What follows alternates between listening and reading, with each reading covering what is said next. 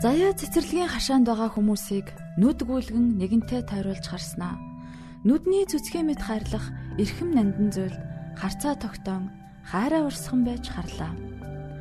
Юу ч юм бэ шулганан ярьж өөртөөгөө тоглон баясах инхри охиноо харж үгээр илэрхийлэмгүй их хүний баяр баясгалан зүрхнийхээ гүнээс мэдэрч царайд нь баясал тодрон суулаа. Хаврын улирал дуусч зуны ихэнх сар гисэндээ газарт нялх ногоо цохож цэцэрлэгийн энд тэнд алаг цог ногоон өнгө орсон нь хинийд сэтгэлд таатаа мэдрэмж төрүүлнэ. Цэцэрлэгт хүүхдүүдийн бүхнийг умартан хөгжилтөд тоглох дуу нар даган сууж хөөрөх настайчуудыгээс тооцвол намжим гэж хэлж болохоор 3 жилийн өмнө яг энэ цэцэрлэгийн хажуу хашаанд өөрийнхөө ирээдүйг төсөөлөх нь битгий хэл өнөөдрөөч яаж өнгөрүүлэн дээ гэж бодхоос даагдашгүй хүнд ачаандаа цөхөрч ямар ч утга учиргүй болсон амьдралдаа туйлдан болдог бол амиа хорлох тухайч бодож сууснаа бүр төөрхөн санах нь өөрийнх нь биш өөр хин нэгний мартагдах шахсан гонигт амьдралын түүх мэтээ. Ер нь хин л өөрийн болоод өнгөрсөн бараан дуртатгалыг сөхөж дурсах дуртай байх билээ дээ. Гэхдээ заяа энэ түүхээ бусдад ярьж гонигт амьдралыг нь хинч дахин бүү давтаасаа гэсэн үднээс чин сэтгэлээс мэдхийг хүссэн хүнд итгэл дүүрэн ярьж өгөх зүрх зоригтой болсон юм. Учир нь өнгөрсөн шинэ жилийн үеэр сүмийн пасторын дунд талархлын шаббат өдрөөр гэрчлэлээ хуваалцах хүсэлтийг уламжилжээ. Шинэ жил дөхөөд хүн бүрэл гэртээ, ажил дээрээ, албан өрөөндөө, сургууль дээрээ тэрч бүхэл зүрх сэтгэлдээ хүртэл баяр хөөргийг мэдэрч сайхан өнгөрүүлэхийг хичээх 12 дугаар сарын 20-д төхөж явсан цаг үе билээ. Заяа шаббат өдөр бусдын гэрчлэл сонсох дуртай хэдиж өөрийнхөө тухай ярина гэхээс имэж байлаа. Сүмийн хамт олон гэдэг төрөл бүрийн л хүн цуглаж өсөх нэг нь өсөж өөрчлөгдөж цөөнгөө хэсэг нь ховжив ярьж зүгээр л шүүмжилд суудаг байхад зарим нэг нь үнэхээр нэг нэгэндээ тусдсан болж бурхны хайрыг харуулж яваа хэсэгч байх юм да. Нуулгүй хэлэхэд заяа тэр цөөнгөө хэсэг болох хүмүүс юу гэх бол миний амьдралыг жигсэн зэвүүцэх болоо гэж имэж байлаа. Гэсэнт заяа пастрийнхаа хүсэлтийг хүлээн авлаа. Ингээд талархлын шаббат өдөр боллоо. Баасан гараг бэлтгэл өдрөө өөрийн ярих зүйлээ бичиж тэмдэглэсэн болоод унтах гэсэн боловч яг үнэндээ түүний нойр хулжаад олигтой амарч чадсангүй догдолж хонлоо. Сүмийн пастор нь болоод угтагчид өглөө эрт ирсэн байлаа. Сүмэн цэвэрхэн, зөөлөн дулаан, цаанаал сүртэй, бас хүндэлмээр санагддаг эндэр, хөгжим техник гэд бүгд урдийнхаараа байрандаа байлаа. Гар тосон угтах пастраа хараад түүний сэтгэл тайвшраад явчихав. Хар дарсан зүүд шиг амьдралыг нь зөв чиглүүлж өгөхөд энэ хүний ухаалаг, бурханлаг зөвлөгөө, урам зоригоор тэтгэж байсан цаг мөчүүд нь зурсхийн бодогдлоо. Заяагийн төлөө бэлтгэгдсэн юм шиг энэ сүм, пастор, сүмийн ахын дүүсийнхээ төлөө бурхан талархан сэтгэл догдлон сууж байлаа. Түүний гэрчил ярих цаг болжээ. Тэрээр эндрийн ард гарч ярьж эхэллээ. Намайг гэрэл цэцгийн хувь заяа гэдэг би ухаан орсон цагаасаа л аав гэдэг үгийг хэлж үзээгүй учраас би аавынхаа үгээ аав болох байсан тэр хүндээ гологдож тэр хүний хүсээгүй хүүхэд нь болж ээжийнхээ хэвлээд бүрлдсэн тул хаягдсан нэгэн үр болж төрсөн. Аавгүй дээр нь ээж минь архичин өлөн зилмөн ядуу тарчиг хоолтой хоолгүй байж элэг бүтэн амар тайван амьдралыг бараг үзэлгүй хүүхэд нас минь өнгөрсөн. Нэр минь хүртэл хувь заяа. Ийм л амьдралыг тулах хувьгүй амтан гэж өөртөө гутарч би хизээч хүнтэй суухгүй, хизээч арх гэдэг муухай үнэртэй ид шидтэй юм шиг уснаас уухгүй гэж өөртөө амлаж байж билээ. Нэг л мэтгэд би 20 нас хүрсэн байлаа. Ээж минь арх уугаагүй үедээ надад бол бүхнээ л зориулна. 20 насны төрсөн өдрийн өглөө ээж минь надад цоош нь 20,000 төгрөг өгөөд орой эрэхтээ миний охин бялуу аваад ирээрээ. Ээж нь аль нь сайн болохыг мэдэхгүй юм гээд намайг үнсээд баяр хүргэж билээ. Аавын хайр халамжгүй амьдралаа үзен ядаж, ээжигээ их л өрөвдөж, хаа нэгтэй байгаа бурханд хандаж, яагаад гэж уйлан ажилдаа явж билээ. Намайг 10 дугаар ангиа төгсөх үеэр яагаад ч манайх гэж нэрлэгддэг байсан цорын ганц зүйл болох хашаа байшин маань өөр хүнийх болж манайх ээжийн танилгах айлын хашаанд нүүж ирсэн юм. Сүүлд сонсох нэ ээж минь намайг сургуульд оруулах гэж хашаа байшингаа барьцаан тавиад авсан мөнгөө юуж болгож чадалгүй идэж уугаад дууссан байсан. Би мэдээж их сургуульд орж чадаагүй ч цалин сайтаны газар ажилд орж тэндээ сайн ажилтан гэж үнэлэгдсэн байлаа. Би хинтээ ч нийлдэггүй дуугүй охин байсан. Тэр оройдоо ажлынхан маа надад зориулж ширээ засаж би анх удаа том ширээний ард эзэн нь болцсуулаа. Ажлын манд босс гэж сайхан хувцас өмсөж гой ганган өнөртүүлж явдаг баян хүн хэдий ч сайхан ааштай тэрээр зурагчны газар, кафе, үсчин гоо сайхан гэд олон төрлийн үйлчилгээ ерөнхийд нь хариуцаж ажилуулдаг юм. Сайн ажилтандаа зориулж кафеда ширээ зассан байлаа. Миний архинд дургуг мэддэг миний үеийн хитэн залуус намайг чадах гэж хоорондоо зөвшөж ууж байсан ундаанд маань юу ч юм бэ хийжээ. Нэг л мэтгэд нүд анилдаж хүмүүсийн дуу холдоод би унтмаар санагдаж байснаа л санаж байна.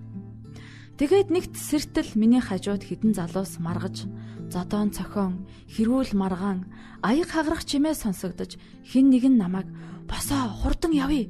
Бос" гэж татаж байлаа. Би ч хэрэг бишдэж байгааг мэдээд дин дум босож гүйн гарлаа. Намайг чадах гэж хоёр залуу мөрий тавьж аль дээсэн нь намайг өөрийн болгож доромжлох байсныг олж мэдлээ. Золоор тэд уусан архиндаа согтож маргах үеэр ажлын газрын нэг охин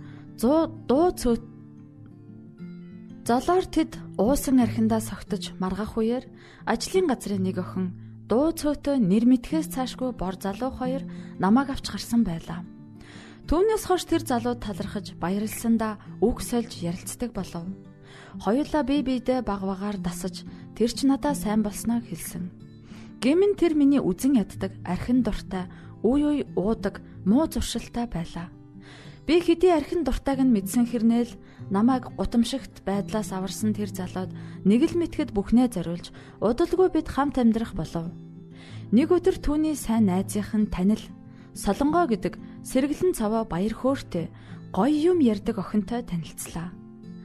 Би хаяа түүнтэй уулздаг боллоо. Уулзах бүрт миний урд нь хизээд сонсож байгаагүй гой зөвлөгөө хин зохиос нь мэдэгдэхгүй сонин түүх ярьдаг байлаа. Ээж, найз залуу хоёроосоо өөр дотн хүнгүй надад Солонгоо тунч дотн санагдаж түүнтэй уулзаж яриаг нь сонсох дуртай болж түүнээс яаж юм баяр хөөртэй олон юм мэддэг болсон тухай нэг өдөр асуулаа. Тэр надад нэгэн сүмд явдаг тухайгаа хэлж нүүр царай, нас, баян ядуу ялгалгүй, архичин байсан ч хамаагүй хэнийг ч ялгалгүй хайрладаг бурхан байдаг тухай сонин юм ярьлаа. Тэгээд намайг нэг удаа сүмдээ аваачлаа. Сүм үнэхээр Солонгогийн хэлснээр гоё газар байлаа.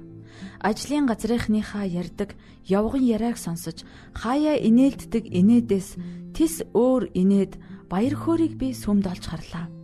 Харин сүмээ тараад өөр ертөнц буюу аригчдын цуглаан намайг огтдог байлаа. Солонгоо нэг өдөр надад "Найз залуу чинь арих их уух юм аа. Эртхэн болвол яасан бэ? Чи жирэмсэн болвол чамд бүр хэцүү байх болно штэ" гэж зөвлөлөө.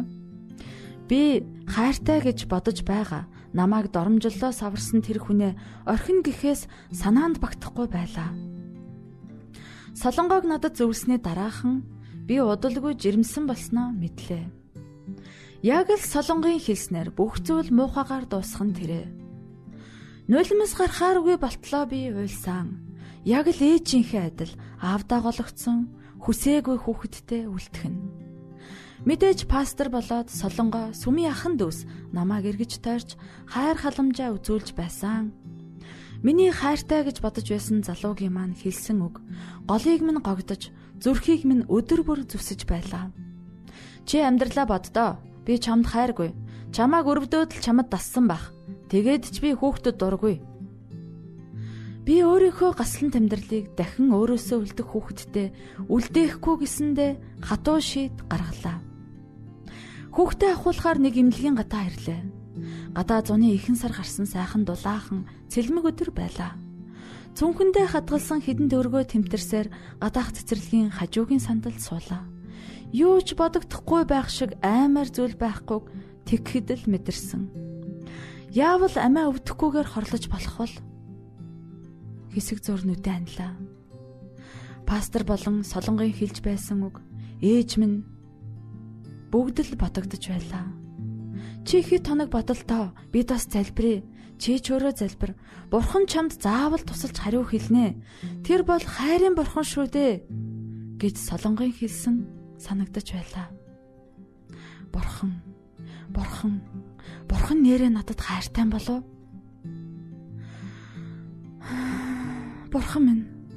Бурхан минь гэж юу гэж үргэлжлүүлэхээ ч мэдэхгүй нүдээ нээгээд харлаа.